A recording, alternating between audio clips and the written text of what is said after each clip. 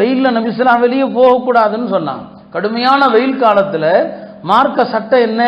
லுஹர கொஞ்சம் பிற்படுத்துங்கன்னு சொல்லுவாங்க.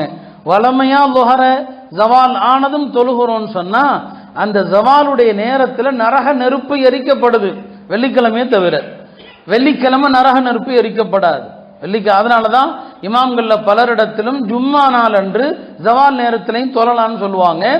ஆக வெள்ளிக்கிழமையை தவிர மற்ற நாட்கள்ல நரக நெருப்பு எரிக்கப்படுது.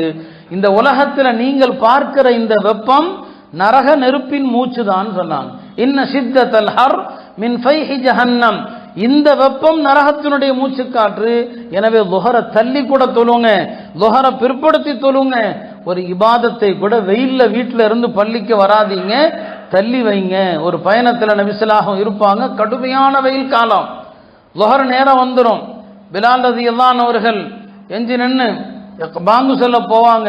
நபிஸலாஹு சொல்லுவாங்க, அப்ரித் பிலாலே, கொஞ்சம் வெயில் தனியட்டும், கொஞ்ச நேரம் ஆகும். எஞ்சி பாங்கு சொல்ல போவாரு, அப்ரித் கொஞ்ச நேரம் ஆகட்டும், தனியட்டும்.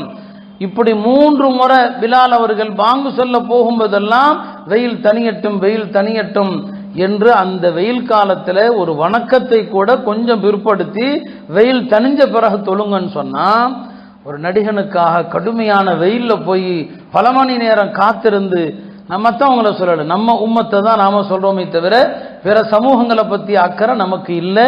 எப்படி இந்த சமுதாயம் இப்படி செல்கிறது? எவ்வளவு கவலைக்குரிய ஒரு விஷயம் இது. இந்த வாலிபர்கள் விஷயத்தில் நாம எவ்வளவு கவலைப்படணும். அருமையானவர்களே, பெரும்